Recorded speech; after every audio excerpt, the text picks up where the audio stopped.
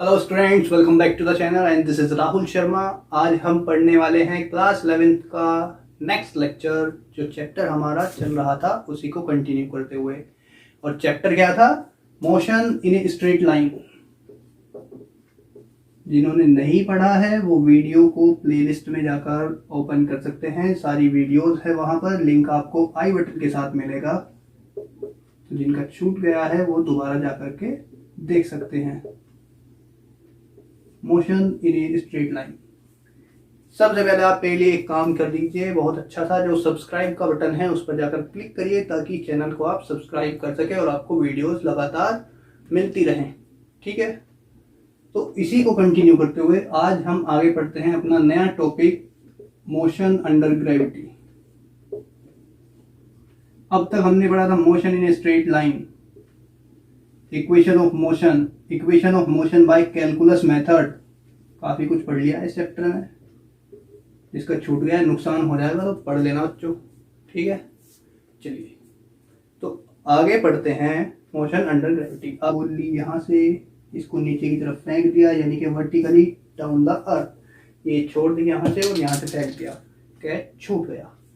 ठीक है, सो ये कोई बॉल थी और यहाँ से चली गई। अब ये किसके इफेक्ट में मूव कर रही है? ग्रेविटी के इफेक्ट में मूव कर रही है। तो आपने जो इक्वेशन ऑफ मोशन पढ़ी थी लीनियर मोशन के लिए, फर्स्ट इक्वेशन ऑफ मोशन क्या थी जरा जल्दी से बताइए कमेंट बॉक्स में। v equals to u plus a t. अब ये ए टी है तो इसको कैसे अलग बनाएं ग्रेविटी के लिए?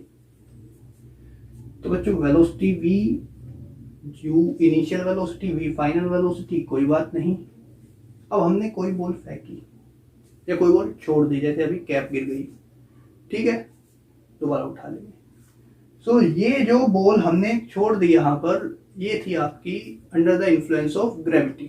न्यूटन ने कहा था कि जो भी towards the centre of earth चीज गिर रही है वो ग्रेविटी की वजह से गिर रही है। तो ये जो आपका एक्सेलरेशन होता है, ये वाला ये जो स्मॉल ए है, इसको बना दीजिएगा जी, स्मॉल जी, जिसकी वैल्यू होती है 9.8 मीटर पर सेकेंड स्क्वायर।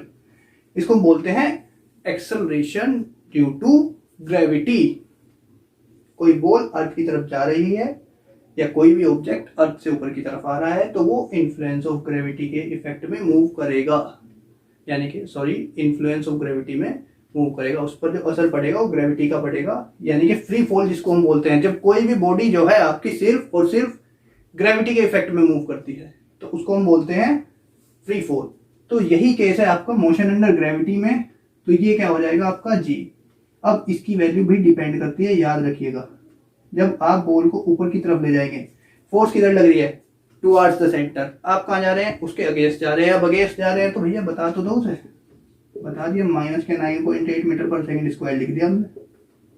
अब पता लग गया हमें कि ये तो ऊपर जा रहा है और ये सेंटर की तरफ जा रहा है, ठीक। तो v equals to u plus g t, first equation of motion under gravity. Similarly second, s equals to u t plus half a t square, linear motion के लिए, इफेक्ट ऑफ ग्रेविटी के लिए। h हाइट की बात करते हैं, distance ही हो जाएगा, you t plus half G T square. Third, v square minus you square बराबर 2as, और अगर मैं इसको लिख दूं 2gh, इसको अपने आप लिख लेना, v square minus you square. तो ये हो गई बच्चों आपकी क्या मोशन अंडर ग्रेविटी, और equation of motion under gravity इस तरीके से चेंज होती है, ठीक है। आपने कोई भी बॉल फेंकी, मैंने पूछा इसने कितना डिस्टेंस ट्रेवल किया या कितनी हाइट पर ये गई, तो इक्वेशन लग जाएगी ये या ये मत लगा देना क्योंकि इसमें हाइट है नहीं, ठीक। वेलोसिटी पूछ रहा हूँ, वेलोसिटी बता सकते हैं। टाइम पूछ रहा हूँ, कितना टाइम लिया इस। बच्चों बात करते हैं पोजीशन टाइम ग्राफ के। पोजीशन टाइम ग्राफ जो आपका आएगा किसी स्टेशनरी ऑब्जेक्ट के लिए, किसके लिए? स्टेशनरी ऑब्जेक्ट के लिए। वो क्या कर रहा है स्टेशनरी ऑब्जेक्ट, उसकी पोजीशन यहाँ पर है। ग्राफ देखो बहुत अच्छे से बनाया, अच्छे समझ लेना और चैनल को सब्सक्राइब कर देना, ठीक है। बनाया मैंने खुद है, भले ही इसको मैंने स्केल की हेल्प से बनाया है। तो ये बिल्कुल सीधी लाइन आपको दिखा रहा है, ठीक है। तो इसका मतलब क्या है? इस एक्सिस पर तो टाइम चल रहा है और इस एक्सिस पर क्या है, पोजीशन। अब ये रुका हुआ है, यही टाइम चल रहा है, ये यही है, टाइम चल रहा है, ये फिर से यही है। ठीक है, तो भैया इस गधे को चलाने के लिए हमारे पास कोई ऑब्जेक्ट ऐसा नहीं है। ठीक, तो ये जो है आपका स्टेशनरी ऑब्जेक्ट कहलाता है, जिसमें टाइम की एक्सिस जो है पैरेलल चले जा रही है और पोजीशन जो है आपकी वो नहीं चल पा रही है, आगे की तरफ नहीं बढ़ रही है।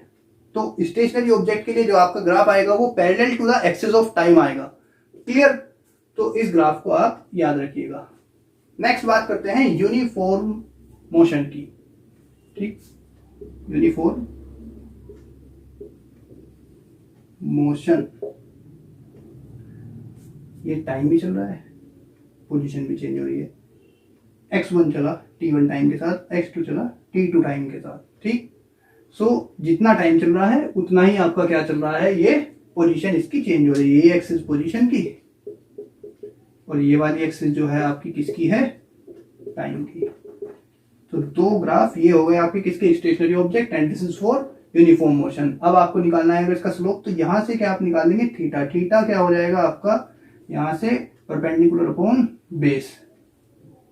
क्लियर, tan थीटा के इक्वल हो जाएगा, तो x2 minus x1 upon t2 minus t1। ठीक है बच्चों, तो ये हो गया आपका यूनिफॉर्म मोशन और स्टेशनरी ऑब्जेक्ट के लिए। अब बात करते हैं अगले दो ग्राफ की। तो बच्चों अब बात करते हैं वेलोसिटी टाइम ग्राफ की। ठीक है, तो आपने अभी पढ़ा था पोजीशन टाइम ग्राफ, और सेम ग्राफ है आपका। अगर आप एक्सिस बदल दे, वेलोसिटी कर दे इसको, और ये आपका टाइम रहे। ठीक है, तो वेलोसिटी चेंजेस विद टाइम आपका क्या कहलाता है, एक्सेलरेशन। तो बेसिकली ये जो ग्राफ्स हैं आपके वो एक्सेलरेशन के भी हो गए। ठीक, एक्सेलरेशन के ग्राफ हो गए। तो आपने देखा कि ये फिर से जो है आपको एक पैरेलल लाइन मिल रही है with the axis of time. तो ये जो है आपका स्टेशनरी ऑब्जेक्ट का भी ग्राफ हो जाएगा, जिसका एक्सेलरेशन क्या है, कांस्टेंट है, या फिर आपका यूनिफॉर्म मोशन के लिए और यूनिफॉर्म एक्सेलरेशन के लिए भी हो जाएगा, अगर ये टाइम इंटरवल इक्वल है तो। कैसे, ये यहां पर इसकी वेलोसिटी कितनी थी, 0, और इस टाइम पीरियड तक कितनी रही, 0। तो यानी कि इतने टाइम इंटरवल में ये वेलोसिटी क्या हो गई, 0। तो चेंज इन वेलोसिटी कितना हुआ, 0। t1 से t2 आपका क्या हो गया, टाइम चेंज हो गया। हमने कहा कि ये इक्वल इंटरवल ऑफ टाइम जो है इसके इक्वल है, इस इंटरवल ऑफ टाइम के, और यहाँ पे वेलोसिटी चेंज कितनी हुई, 0। तो ये बेसिकली क्या हो गया आपका, एक तरीके से ये यूनिफॉर्म एक्सेलरेशन का भी ग्राफ हो गया। अदरवाइज ये कांस्टेंट एक्सेलरेशन के लिए तो हो ही गया। ठीक है, तो यूनिफॉर्म मोशन, स्टेशनरी ऑब्जेक्ट और कांस्टेंट एक्सेलरेशन। नेक्स्ट की बात करते हैं, अगर आपकी जो बॉडी है वो इक्वल वेलोसिटी चेंज हो रही है इक्वल इंटरवल ऑफ टाइम में कंटिन्यूअसली, दैट इज ये जो आपका ग्राफ हो जाएगा, इसका मतलब है ये हो जाएगा आपका यूनिफॉर्म एक्सेलरेशन का ग्राफ। जैसे हमने पिछले वाले में भी क्या निकाला था, स्लोप निकाला था, वहां से हम इसकी वैल्यू निकाल सकते हैं। थर्ड जो आप ग्राफ देख रहे हैं बच्चों, वो थर्ड ग्राफ है आपका प्रोजेक्टेड बॉडीज के लिए, जो हम अभी मोशन अंडर ग्रेविटी की बात कर रहे थे। सो आपकी अगर कोई बॉडी है, आपने कोई ऑब्जेक्ट लिया हुआ है और उसको क्या किया, ऊपर की तरफ उछाल दिया। अब जब आपने उसको ऊपर की तरफ फेंका तो इसका मतलब उसकी जो स्पीड रही होगी वो कम हो रही होगी, क्योंकि वो अगेंस्ट द ग्रेविटी मूव कर रहा है, और एक टाइम पर जाकर क्या हो जाती है, 0, जिसकी वजह से वो वापस आता है। ठीक, सो पहले उसकी स्पीड क्या हो जाएगी, घटेगी, जब तक वो अपनी मैक्सिमम हाइट पर नहीं पहुंच जाएगा। और जब यहां से वापस जाना शुरू होगा तो विद द ग्रेविटी ये जा रहा है, विद द ग्रेविटेशन फोर्स ये मूव कर रहा है, तो इसकी स्पीड क्या होगी, अब इंक्रीज होगी ग्राउंड तक पहुंचने तक। तो इसका मतलब ये जो आपकी स्पीड है, ये या वेलोसिटी जो है आपकी अब इंक्रीज हो रही है। तो ये किसके लिए हो गया, फॉर प्रोजेक्टेड अपवर्ड बॉडी। अब आपने कहा कि कोई बॉडी हमने हाइट से ड्रॉप कर दी। अब जब ड्रॉप कर दी तो आपकी बॉडी की जो स्पीड है वो विद द ग्रेविटी मूव कर रहा है, तो उसकी स्पीड जो है वो बढ़ जाएगी। सेम वही केस है, बस उसको हमने क्या कर दिया, उल्टा कर दिया। क्यों, क्योंकि इस बार हमने उसको ऊपर से छोड़ा, 0 थी, 0 से बढ़नी शुरू हुई, जब तक नीचे जाएगा उसकी स्पीड बढ़ेगी, विद द फोर्स मूव कर रहा है। जैसे ही नीचे चला गया स्पीड डिक्रीज होनी शुरू हो जाएगी, the ball will get bouncing back, वो बाउंस करना शुरू करेगी, यहां से गिरी यहां तक गिरी, ठीक है, फिर यहां तक आई, फिर यहां तक आई, तो उसकी स्पीड जो है वो धीरे धीरे धीरे धीरे with the interval of time क्या हो जाती है, कम हो जाती है।